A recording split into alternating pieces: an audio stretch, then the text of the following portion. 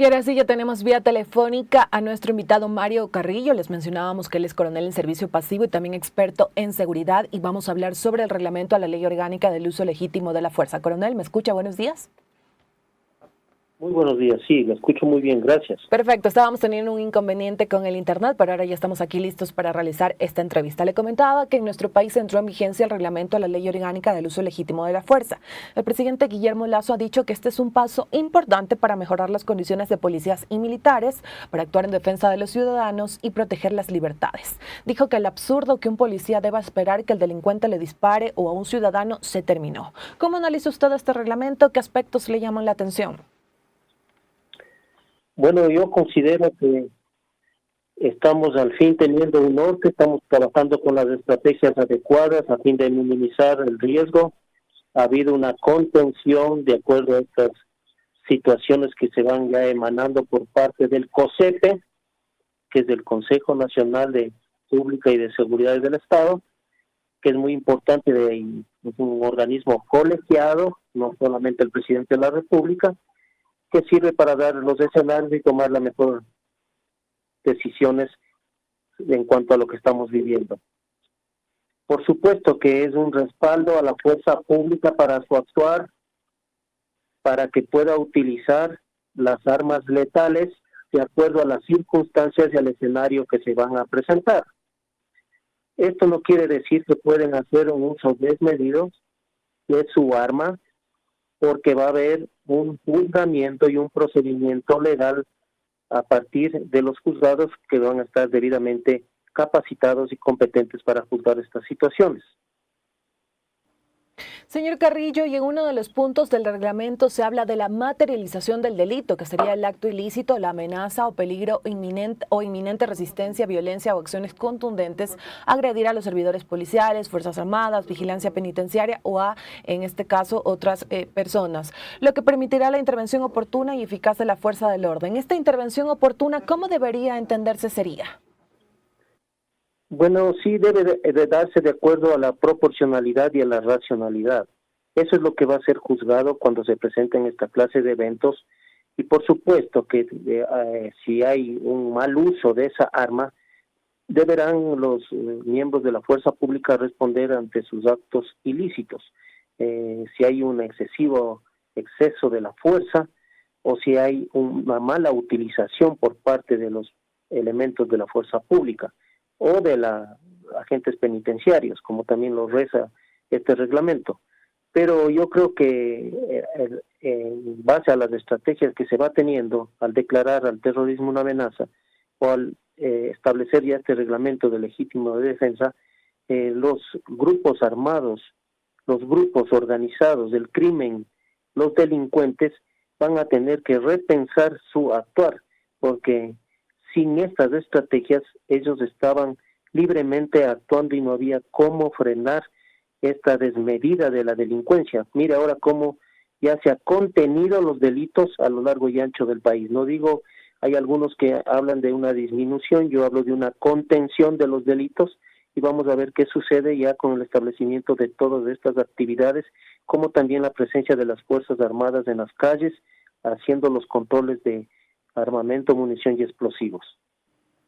Coronel, y siguiendo con el análisis de este reglamento, en la legitimidad del uso de la fuerza se señala que los servidores de seguridad que en cumplimiento de su misión hayan ocasionado alguna lesión o daño a otra persona no serán aprehendidos ni separados de su trabajo mientras no exista una sentencia ejecutoriada que indique su uso legítimo de la fuerza o arbitrario de la fuerza. ¿Cómo analiza este punto? Pues muchos hablaban que hay policías que solo han cumplido su deber y se los detiene mientras a los delincuentes no. ¿Cree que habrá más justicia? Bueno, yo creo que debemos confiar en la justicia, en el debido proceso y en el establecimiento de una presunta inocencia hasta que se establezca de acuerdo a los elementos de convicción si hubo o no hubo este delito.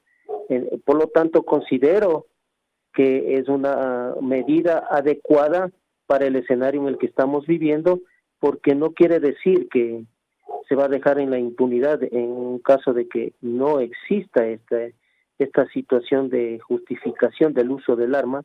Lo que indica es que no van a ser detenidos, no van a tener una detención preventiva, si no van a defenderse en libertad, y se va a seguir el debido proceso hasta que se establezcan los elementos de convicción de la inocencia o del el establecimiento de un delito, para que permanezca en libertad o cumpla con su condena de acuerdo al delito cometido. Y también se señala que las Fuerzas Armadas planificarán y ejecutarán operaciones de control de armas, municiones y explosivos en las prisiones del país. ¿Cree que esto será suficiente para lograr controlar de mejor manera las cárceles? Lastimosamente el Estado ecuatoriano está cosechando la inacción y la desatención al sistema de rehabilitación social, que no existe hasta el momento. Lo que tenemos es un sistema de privación de libertad y no tenemos el control de las cárceles. Mire, ahora lo que está facultando es que las Fuerzas Armadas también respalden a los agentes de seguridad penitenciaria, porque ni siquiera la Policía Nacional podía ingresar a los pabellones, sino es a través de una planificación y una coordinación con el SNAI, que es la entidad que controla los centros de privación de libertad. Considero que es una situación que tiene que ser sumada a otras más, como por ejemplo la profesionalización de los agentes de seguridad penitenciaria, la tecnología adecuada, la normativa que respalde esta situación para la actuación de los agentes de seguridad penitenciaria y de la fuerza pública, como esta, que ya es un paso, pero que nos hace muchísimas cosas más, nos hacen falta para corregir todos estos años de desatención e inacción que ha tenido el Estado. Por lo tanto, los ejes de tratamiento, con todo ese equipo técnico que involucra a muchísimos ministerios, a la justicia, a la fiscalía, a la a la fuerza pública, tienen que trabajar coordinadamente para ya establecer un verdadero sistema de rehabilitación social, porque lo que se quiere ahí es recuperar a las personas privadas de libertad para que puedan reinsertarse luego de cumplir su pena a la sociedad, pero como entes productivos. Nosotros habíamos presentado un proyecto que llegó a las manos del presidente de la Comisión de Seguridad y Soberanía de la Asamblea, llegó a la Presidencia de la República, donde hablábamos en otras cosas del censo, que bueno, ahora ya tenemos una línea de partida, un diagnóstico claro de cómo están las cárceles, cuánta gente son, cuántos hombres, cuántas mujeres, a qué bandas pertenecen, de qué edades son. Esto es importantísimo. Con ese diagnóstico también hay que establecer el cumplimiento del reglamento de rehabilitación social, porque hay que clasificar, hay que reclasificar, hay que establecer la disciplina, poner el orden, hacer cumplir, porque no todos tienen derecho al beneficio penitenciario. Sin embargo, aquí es una carta abierta, solamente cumplen con el 40% o el 60% de su pena. Hay un informe de los ejes de tratamiento y supuestamente una buena conducta, y salen en la prelibertad. No todos deberían tener ese derecho, porque hay mucha gente que no cumple con lo que está establecido dentro del reglamento de rehabilitación social. Tienen que el SNAI, corregir esta situación a través del cumplimiento adecuado de esta norma, porque si se hacen las normas son para cumplirlas. Entonces hay muchas cosas que tienen que irse sumando. Por ejemplo, los inhibidores de celular, los escáneres no llegan aún a las cárceles, quiere decir que siguen ingresando los objetos prohibidos. Ojalá tengamos un mejor control, trabajemos de mejor manera para el control de las cárceles, porque desde ahí se dirigen gran cantidad de delitos fuera de las fronteras de las cárceles. Coronel Carrillo, y en este caso hemos analizado los puntos del reglamento a la ley orgánica del uso legítimo de la fuerza. En general, ¿a usted le parece una buena iniciativa? Y también, ¿cómo cree que vendría acompañado este tema del reglamento para su correcta aplicación y también para lograr los resultados que se ha señalado se buscan? Acompañados de la justicia, porque si no estamos acompañados de la justicia, de un buen sistema judicial, de un buen sistema de fiscalía, de servidores judiciales, no va a servir de nada, va a ser un saco roto. Esto hemos vivido nosotros y estamos reclamando que debe tener un sistema judicial, debe haber una reingeniería.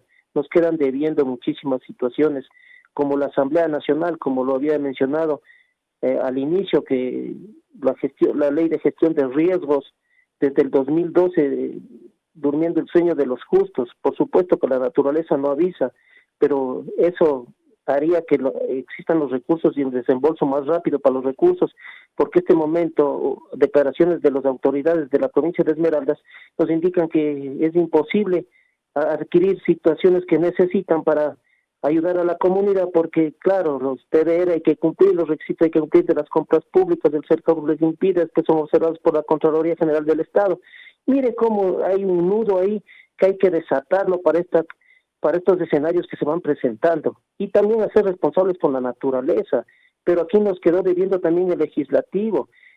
Si queremos hablar nosotros para la toma de decisiones adecuadas, la ley de inteligencia, mire cómo está, ese es importantísimo para la toma de decisiones, que nos presenten los escenarios de acuerdo a lo que estamos viviendo, pero si no se aporta desde el legislativo, no se legisla, ¿qué podemos esperar? Sin embargo, más que seguro que gran cantidad de esos asambleístas que no se merecen van a llegar nuevamente a la Asamblea Nacional. Ahí está nosotros a crear esa cultura política para escoger a los buenos ciudadanos que merezcan estar ahí, que nos den la norma y las políticas adecuadas a lo que estamos viviendo. Y lo mismo en los gobiernos autónomos descentralizados, para que se haga inversión social coordinado con el gobierno central. Ahí se necesita inversión social, se necesita planificación, trabajar en prevención, que nos hace muchísima falta. Si hablamos de seguridad, el 80% es prevención, sin embargo, es muy poco lo que se hace aquí en prevención. Continuamos en esta entrevista con el coronel en servicio pasivo y experto en seguridad, Mario Carrillo. Y usted hace un momento habló de una propuesta que se presentó para mejorar los centros de rehabilitación social. Señaló que esta propuesta llegó hasta la Asamblea Nacional. ¿Me podría comentar un poco más acerca de esta iniciativa? ¿Con quién presentó esta propuesta también para conocer? Claro, les llegó a las manos del ex asambleísta Narváez, a través de un abogado de nuestro equipo. Ese documento es un proyecto que inclusive con él salieron a la Presidencia de la República y entregaron en la Presidencia de la República. Algo se ha hecho, pero no todo. Y sin embargo, los centros de privación de libertad, mire, yo hablo siempre de centros de privación de libertad, porque rehabilitación social hasta el momento no existe, no hay, no se corrige. Dentro de otras propuestas, le comento, en ese proyecto estaba utilizar esa mano de obra barata y calificada de acuerdo a los PPLs, su perfil, su sentencia, su violencia, su perfil psicológico, su violencia, su sentencia, su delito. Ellos tienen que ser clasificados, por eso yo hablo de la clasificación, reclasificación. Ellos pueden, el SNAI, firmar convenios con entidades del Estado para que se realicen mantenimiento de obras, mantenimiento de edificios, mantenimiento de parques, limpieza de avenidas, y también con la empresa privada, para que eso sea utilizado en beneficio de la sociedad. Hay mano de obra barata y calificada. Es cuestión de hacer bien las cosas, querer hacer y saber cómo hacer. Señor Carrillo, y cuando usted habla de nosotros, ¿quiénes fueron los que presentaron esta propuesta? Y también, ¿qué otros puntos se señalan para pasar de esto que usted menciona, de un centro de privación a ser un centro de rehabilitación social, un verdadero centro de rehabilitación social? Me rodeé de gente que tiene experiencia o que ha trabajado en el sistema penitenciario, con conocimiento y experiencia. Yo lideré este equipo y presentamos este proyecto. Esa gente es la que presentamos este proyecto, y presentamos en el 2022, junio del 2022, si no me equivoco, y llegó a la Asamblea Nacional. Sin embargo, muy poco se ha hecho de este proyecto, y bueno, una invitación a que revisen ese proyecto, lo apliquen lo que sea pertinente. No habrá muchas cosas que aumentar o tal vez que corregir, pero sin embargo es un punto de partida importantísimo. Qué bueno que eso sea utilizado en beneficio de la sociedad, porque las cárceles es un gran problema que no se ha corregido y es un foco de la inseguridad que estamos viviendo. Coronel Carrillo, y usted hace un momento también habló acerca de los temas pendientes que quedan en el legislativo, y quisiera preguntarle, en este proceso de elecciones anticipadas que vamos a escoger nuevas autoridades legislativas y también autoridades presidenciales, en este caso, ¿cuáles son esas misiones en materia de seguridad que tienen? Muchísimo. Por eso le hablo de que inclusive nos está faltando a nosotros el trabajo de prevención, y los que conocemos de prevención sabemos que eso es del 80%. Si le estoy indicando que le minimizan y ni siquiera tratan la ley de gestión de riesgos, y que está durmiendo el sueño de los justos en los escritorios de los asambleístas desde el año 2012, pero sin embargo se preocuparon de la final de fútbol o del día del bizcocho, y en la final de fútbol iban a tratar el proyecto de ley de seguridad integral.